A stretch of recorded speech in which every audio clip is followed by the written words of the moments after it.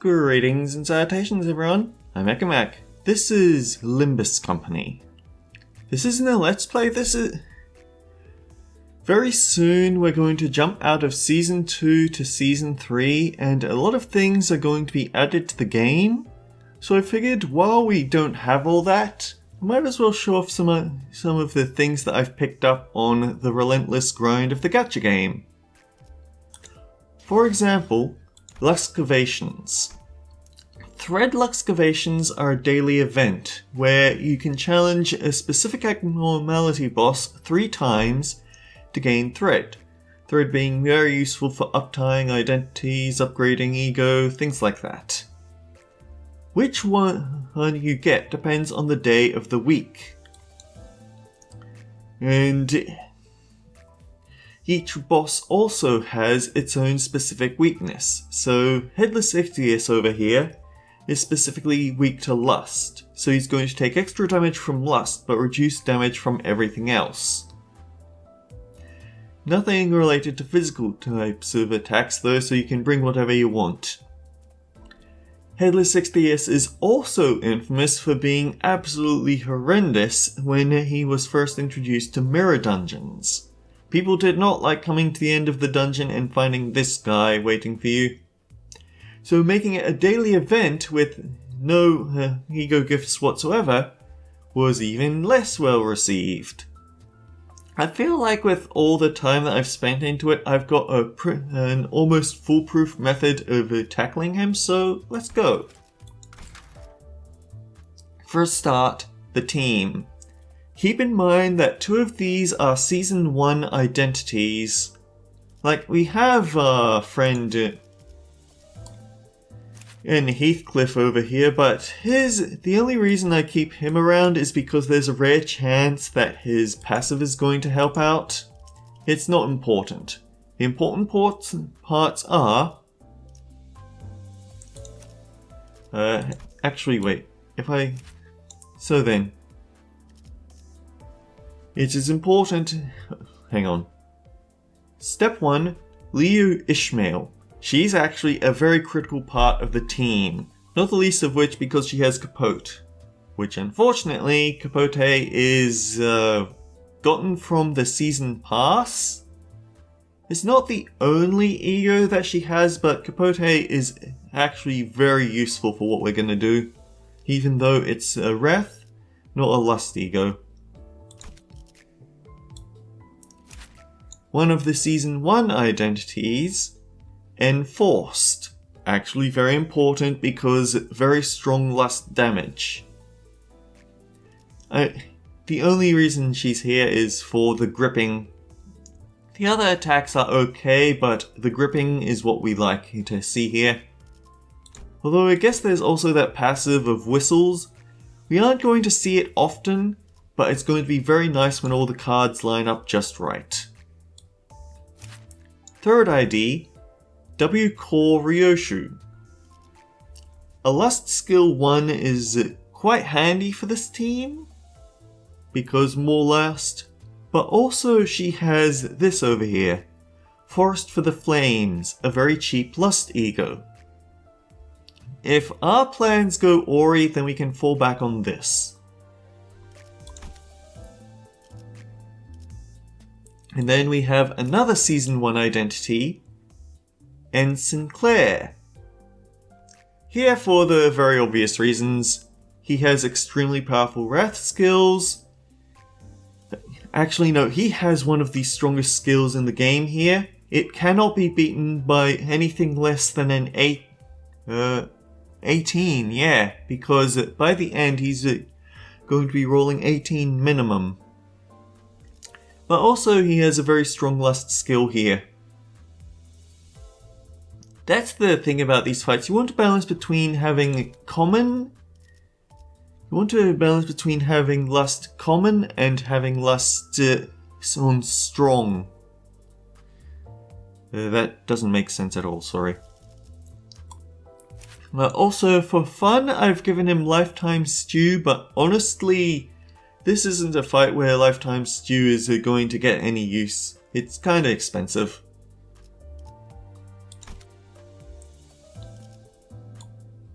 And finally, we have 7 Association Ichthys. Honestly,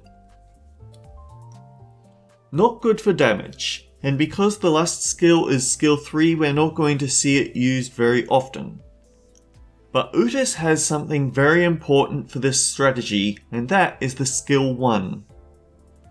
Also, our only source of sloth resources, which means Ichthys is actually irreplaceable in this fight.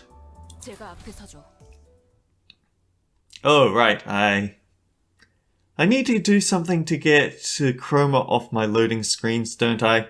That is a horrifying expression. So let's go. The goal is to get at least 2 Wrath resources before turn 3. Turn 3 is when Headless Ichthys here uses his nuke. There are tricks we can do to help out with that, but... Ooh. Alright, let's go for whistles. So the fun thing about all of Sinclair's negative coins is that he cannot fail. It's impossible for him to lose to anything that can't beat his single coin. So -4, that means he cannot lose this fight unless they roll a 15, and they clearly can't.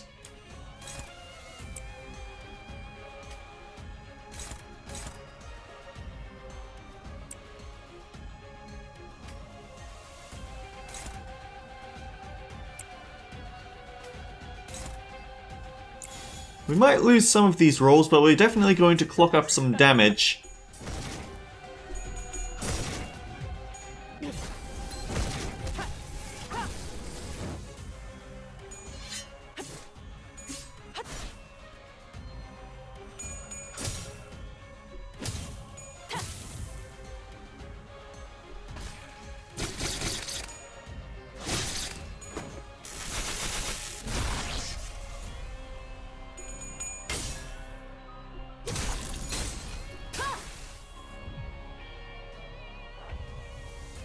So, turn 1, we're doing pretty well. We could do better though. It would be very nice if we could do better.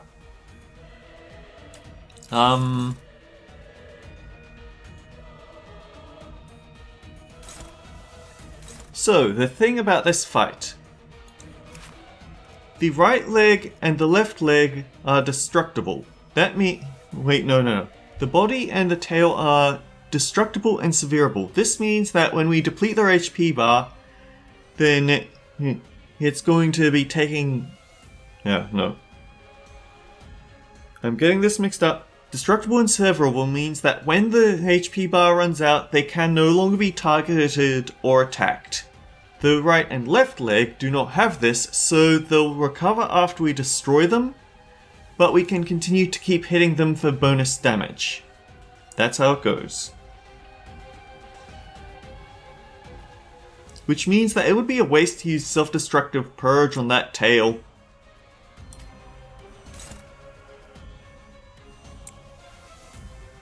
Very important thing, we save one of Ichthys' skill 1s for using on the body on turn 2.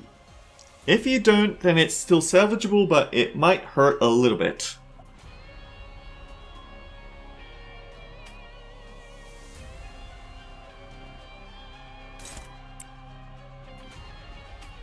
Doesn't matter so much about what else we do, as long as we're getting 2 Wrath skills on this turn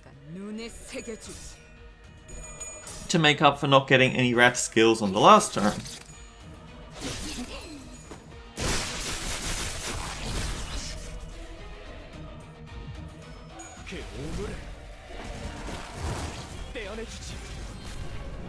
Ooh, we had a bit of a bad roll with self-destructive purge there. So, Blood Cannon.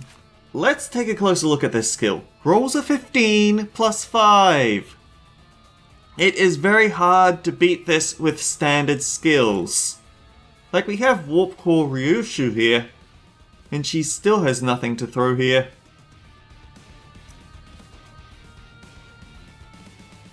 Oh dear, we actually goofed up here. I must have been targeting I targeted Ishmael onto the tail, so we didn't get the Wrath resource. Incidentally, this is why I bring her. Even if we get really unlucky and never pull her skill 2, and we don't get the skill 3 for Sinclair, you can just turn them into counter coins so she can continue to build Wrath. But you have to do some creative targeting with that, because if they get staggered or destroyed, then they don't hit. So generally, let's take a closer look at this. Left leg uses powerful clap. Right leg uses clap. If you can, target her counter skill onto the left leg because it's less likely to be interrupted. Now, what I'm supposed to have done is I would either use Capote or I would use Forest for the Flames, target that onto Blood Cannon. I prefer Capote because that rolls a 20 minimum, so it's impossible to lose to Blood Cannon. If I use Forest for Flames, then I'd better hope that I've stuck down the Paralyze last turn. It is still a bit of a random number situation here. Fortunately, because we've been beating on him so relentlessly with the likes of Sinclair, and keep in mind that Self-Destructive Purge is another attack that can just outright beat this, because it rolls 15 minimum, but you're still gambling on him. If Sinclair rolls too many heads, and this guy rolls heads at the very end, then it can still lose. And keep in mind that Sinclair is fatal to Wrath, so it's going to sting. So, what do we do now? We go all in.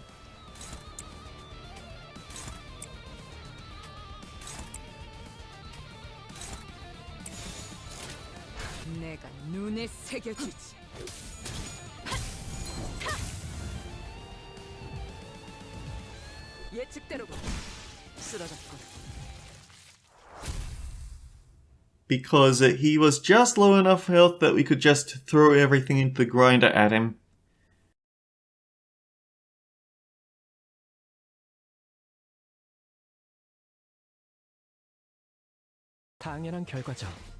Yeah, it shows that when you're talking about things, you might not be thinking about them properly.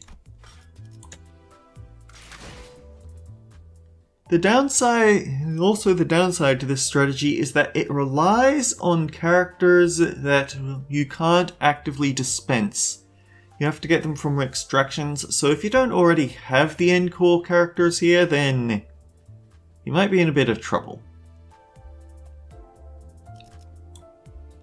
Also worth noting that if you get really unlucky with skill 1, the gripping does inflict paralyze, so you can use that on the body, but even at uptie 4, it relies on it being a heads hit.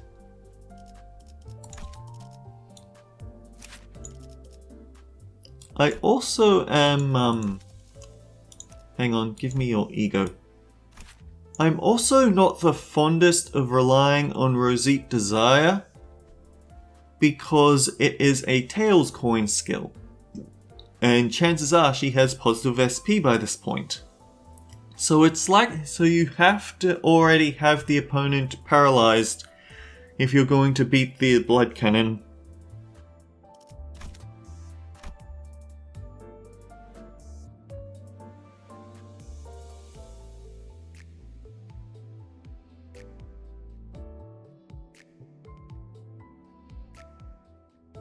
Lust is a pretty strong setup, to be honest.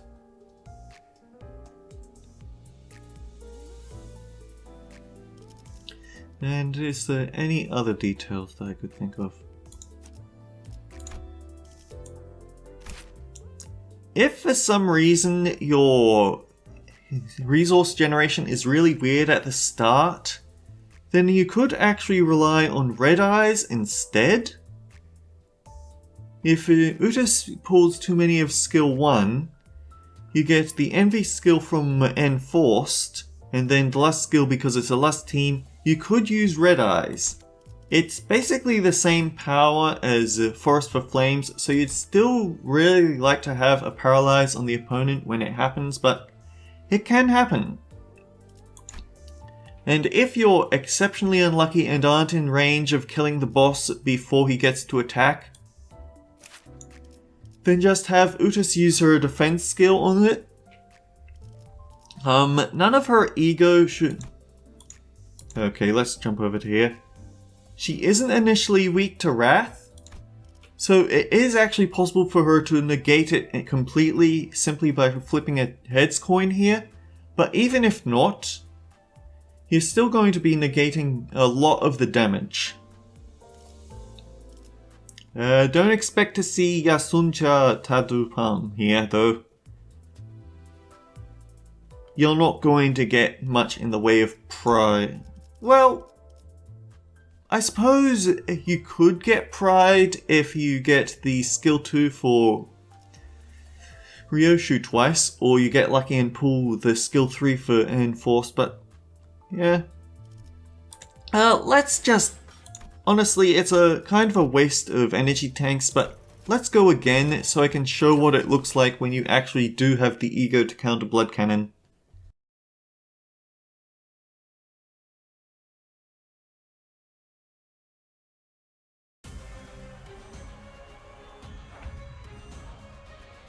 Alright, so we actually do have to use the skill 2 once.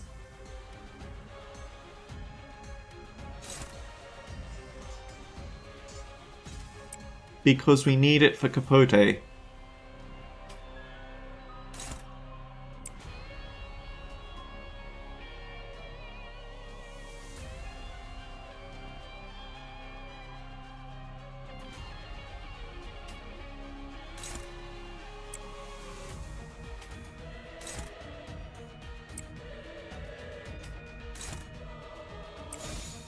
Important thing to keep in mind is that Sinclair is specifically weak against Pride. So he wants to counter Clap, not Powerful Clap.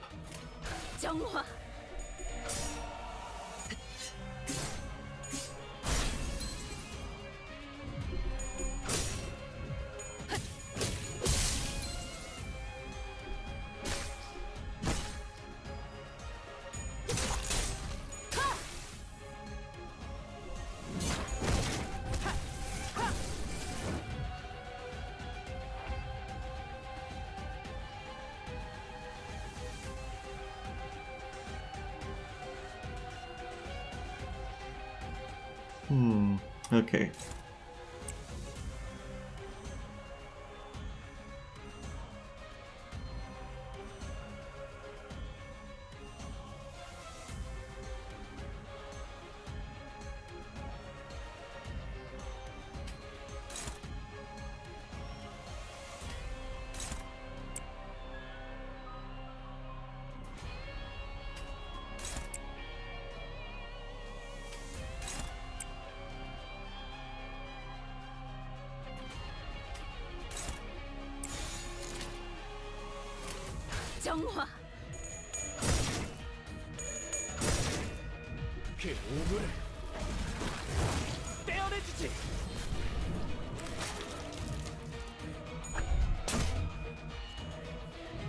Sometimes self-destructive purge can roll very well. This is not one of those times.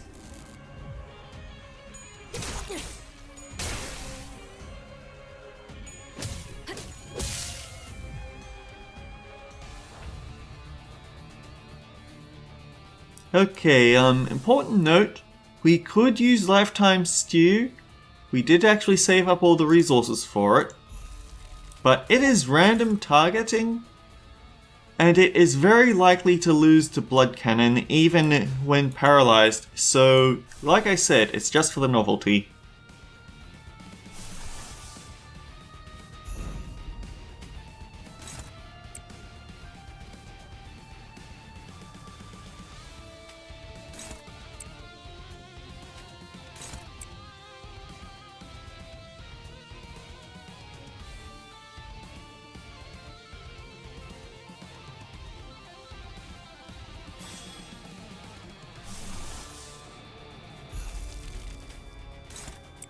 I get that feeling that this boss might actually be dead before we get the chance to hit it. 순식간에 끝내죠.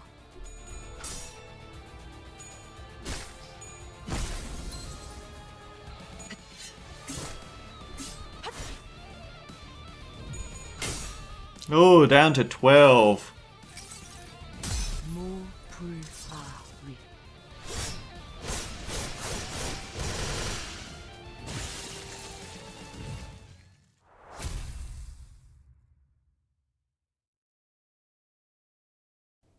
I really need to change my loading screens.